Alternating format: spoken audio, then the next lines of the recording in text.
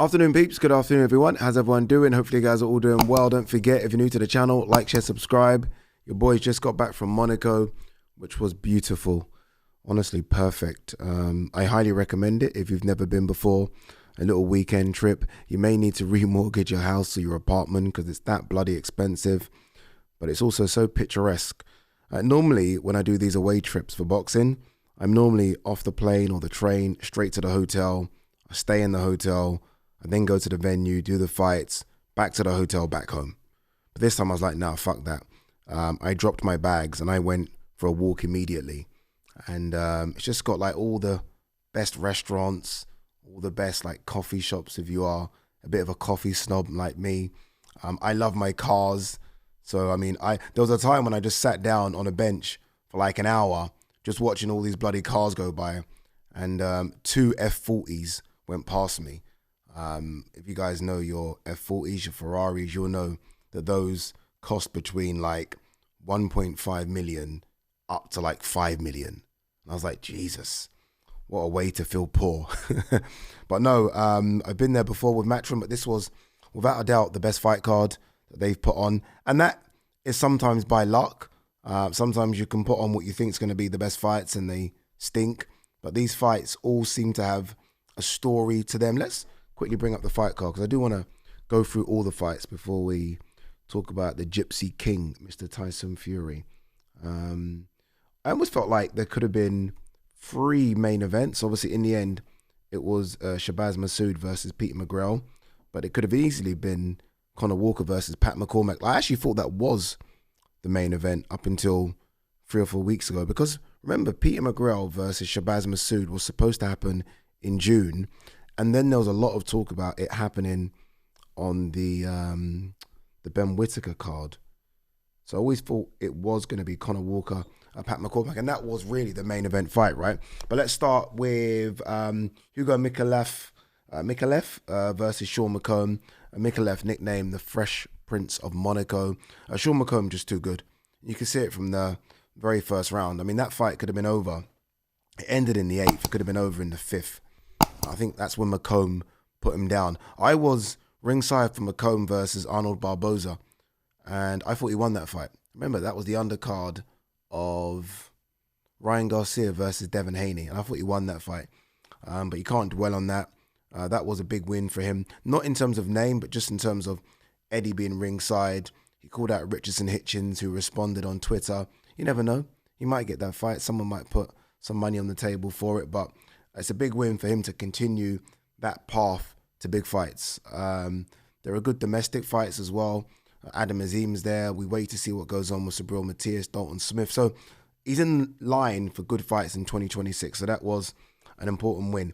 Now this shit here, this Alif Tohan, I'm sorry, that might have been one of the most scary performances I've seen live for years. I'm trying to think of anything more vicious and dominating. Bear in mind who she's fighting. Like, Beatriz Ferreira is a double Olympic medalist, world championship, I think gold medalist, Pan American Games. Basically, she ticks all the boxes when it comes to amateur boxing, and she's unbeaten as a pro. And that would have been her 4th or 5th defense of that IBF title. And there were a couple of rounds, don't get me wrong, where Beatriz started to box, and you're thinking, okay, she's going to be smart here and box. Just box. Don't try and have a shootout with this girl. But she just couldn't keep her off. Like, this fucking Tohan, I haven't seen anything like this since watching reruns of Ann Wolfe. Like, honestly, it was very Wilder-esque, wasn't it? The way she was just swinging. And I was just thinking, one of these is going to land. One of these is going to land. And obviously, a couple landed, and she got like 2 knockdowns, really, didn't she? The first was, I don't know why, but it was a knockdown, but wasn't classed as a knockdown. The second was a clear knockdown. And I was thinking that one of these are going to land viciously, and bang. Mate, you just don't see female fighters with that kind of power. You don't. I mean, everyone says Alicia Baumgartner, but we haven't really seen that from Alicia really since the Terry Harper fight. Amanda Serrano does get knockouts, but not like that. Not like where they are standing. Like Beatriz Ferreira was out in that corner. Out. You don't really see that kind of punch power. So good luck to anybody fucking with that at 140, maybe even 147, because she looks like she's got the frame. I met her in the hotel after, and she's clearly got the frame to go. She was a lot taller than Beatrice. Maybe not as thick, but her legs are big. So I feel like she's going to go through the weights. And we see that a lot with female fighters. They do go through the weights a lot quicker than the men do. So, yeah, she's definitely... I'd love to do a pound for pound. I might do that with Gman, pound for pound female rankings, but she's definitely in the top 10. Definitely in the top 10. Like, and I think she's going to knock off a few big names. I mean, they're going to have to put a lot of money up for someone to fight her. And look, there'll be girls that think they can beat her, outbox her and stuff, but you just know at any time, a bit like Wilder, she can put your lights out. She can put your lights out. Johnny Fisher nearly had his lights put out by late replacement Ivan Balaz. I was saying this before the fight, and this is obviously easy for me to say, so I don't know if you guys are going to believe me, but I was speaking to Darren Bark and I was like, this is risky. Like when someone's coming off a knockout defeat and they're in there against someone who's unbeaten, who can punch a little bit, risky because they're still very cautious. I still feel like there'll be residue because of the Dave Allen defeat and the way in which he lost that fight. And you could see that. I mean, I don't know why he came out like that. I mean, it's easy to say, right? Nervous energy maybe. But he came out very fast. I'm like, oh, what's going on? Just box. Like, just box. You don't need to come out and prove anything. And then when he got hurt, you're like, jeez.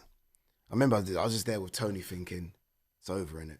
And not like this is over in terms of he loses the fight. I was thinking it's over in terms of Johnny Fisher. That's how, like, that's where my head was going. I was like, this is a problem now. Because remember, this guy was chosen on a couple of days' notice to lose. Ultimately, he's not there to win, is he? So if you're picking an opponent to lose and the opponent wins, then it's a bigger problem. But in the end, he did a couple of things that was smart. Chisora was ringside saying, just hold. Like, in any way, just find a way to hold. And Johnny Fisher, as you guys know, has a rugby background. And it was almost like rugby tackling the guy and holding him. And I was like, look, do whatever you got to do, Johnny. And the guy's gas tank went down. Obviously, he's only took the fight on a couple of days' notice. Johnny started to get a bit more confident. And in the end, he done well to get the knockout victory. They've got to be very careful now how they maneuver him.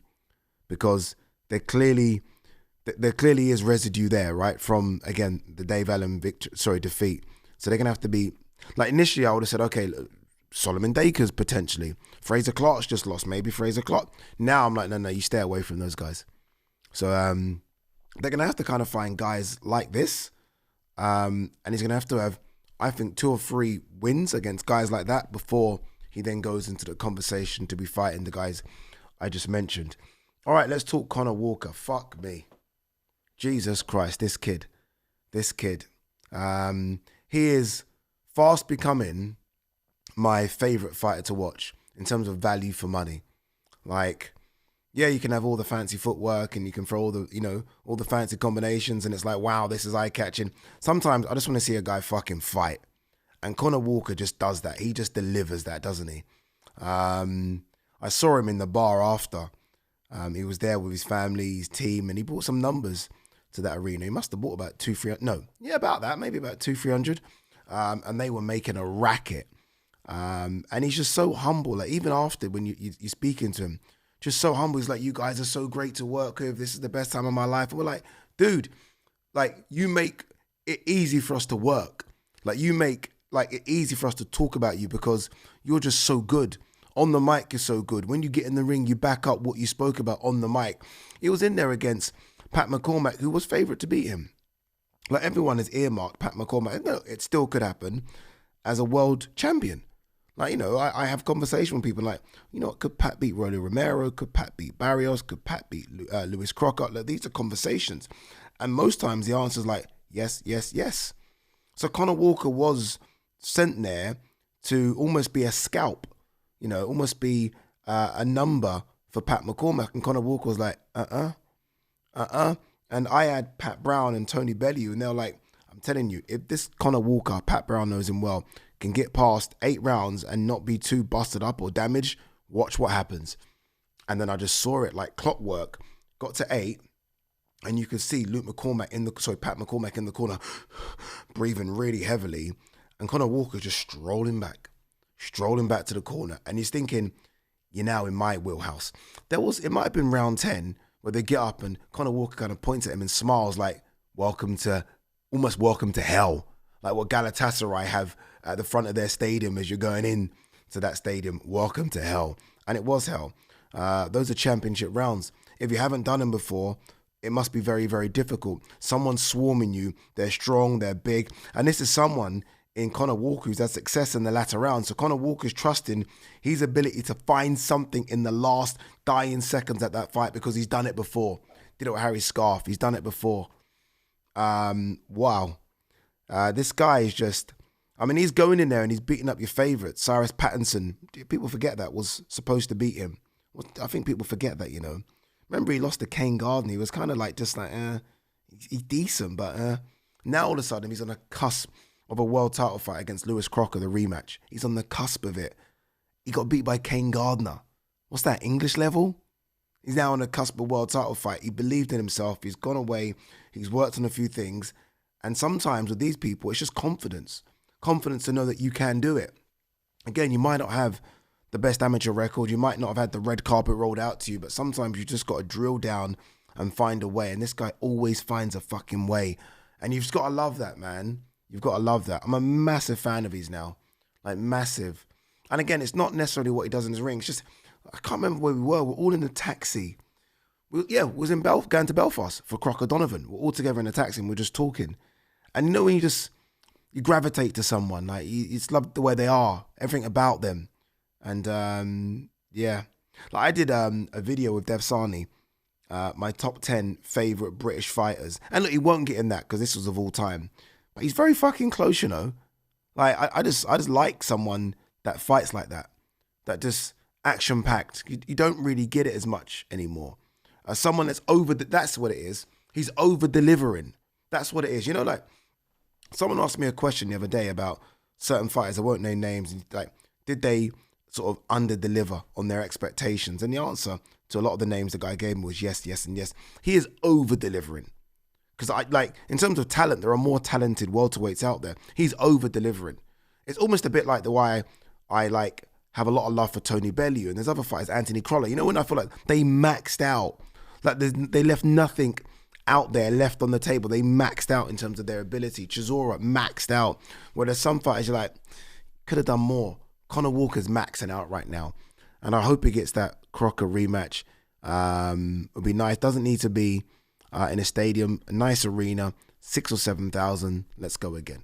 Shabazz Massud. Sorry guys, we will get to Tyson Fury. Very quickly, Shabazz Massud, Peter McGreel. I had Shabazz Massud winning it as well. Not as wide as some of the scorecards. I think one of the cards were like 5 rounds. It wasn't that wide. But I had Shabazz Massud winning. Second defeat for Peter McGreel, who again, a bit like Pat McCormack. So in terms of an amateur, I mean, everyone loved Peter McGreel. Everyone wanted to sign Peter McGreel. And now that's 2 defeats in 13. 1 knockout defeat to O'Quinn, who, by the way, is O'Quinn, who's not fought since that beating Peter McGreel, which is very weird. And now it's just Shabazz Massud, who didn't have the amateur pedigree. Shabazz Massud took up the sport late.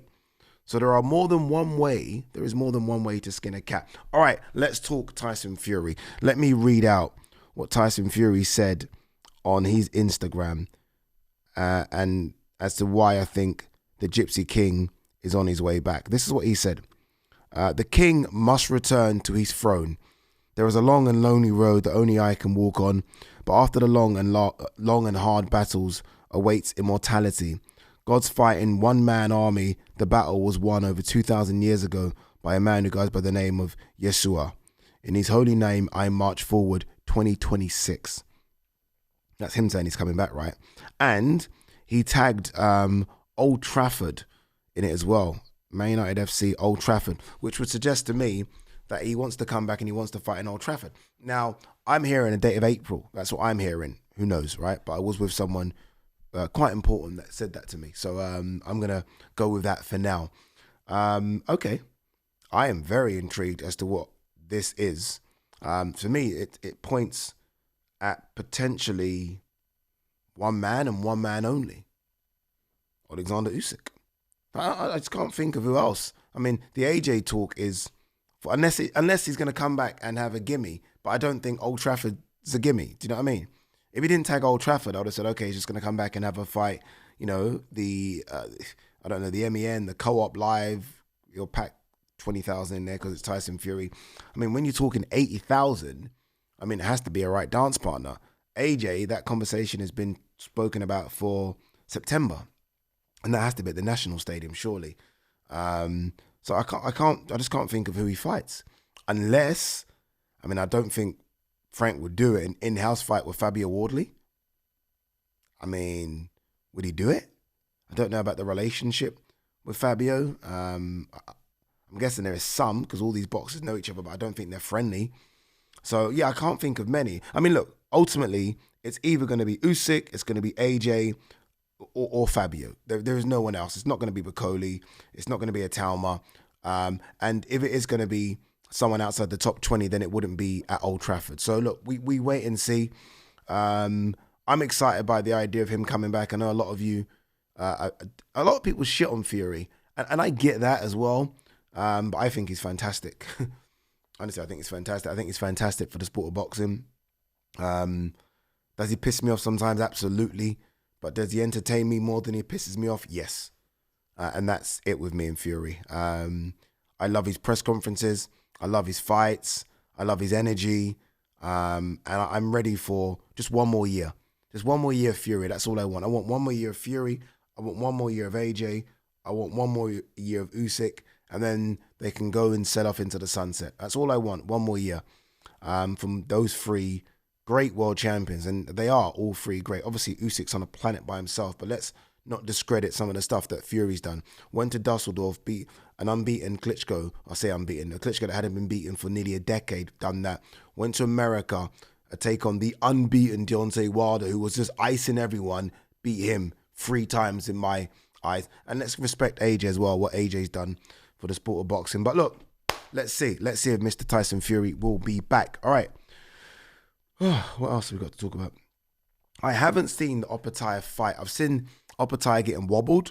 I've seen Opetaia ending the fight. I haven't seen the in-between. So I do need to watch the fight, but it is good to see Opetaia get the job done. I know this is reading on his Instagram that he's not happy with his performance. Ultimately, he got the knockout victory against an unbeaten fighter. I didn't know too much about this Hussein Sin Cara, I have to be honest with you. 40 years of age, didn't know much about him. But you can only beat what's in front of you. And right now, Opetaia is beating whatever's in front of him. So they're going to have to find someone. It's going to have to be better than this. I think I'd even prefer Crispin Smith to anything that they're going to chuck out next. It obviously isn't going to be Gilberto Ramirez. Obviously, he's going to fight David Benavidez. I don't think I want to see the winner of Badu Jack versus, is it Michelin or something? I think I'd rather see Crispin Smith. Justice served as Shaki Foster dominates Stephen Fulton over 12. Stephen Fulton came in a couple of pounds over. Okay, let's see Oshaki Foster versus Raymond Ford now. Again, I haven't seen this fight. I've seen the scorecards, very, very wide. Yeah, but we'll see. Mario Barrios recruits Joe Goosen and touts VADA testing for Ryan Garcia fight. Yeah, I saw Devin Haney put something up saying, I feel sorry for Mario Barrios. Ryan Garcia is definitely back on the juice or something along those lines. So, yeah, the 100% should be VADA tested. And if I'm Barrios, I don't even agree to the fight. Regardless of the money, I don't agree to it unless there is VADA testing. We're seeing a lot of fighters pop for bullshit nowadays. It's too big a fight not to have VADA testing. All right, guys, girls, look, there's other stuff that we need to speak about, but that is it for now. Peace.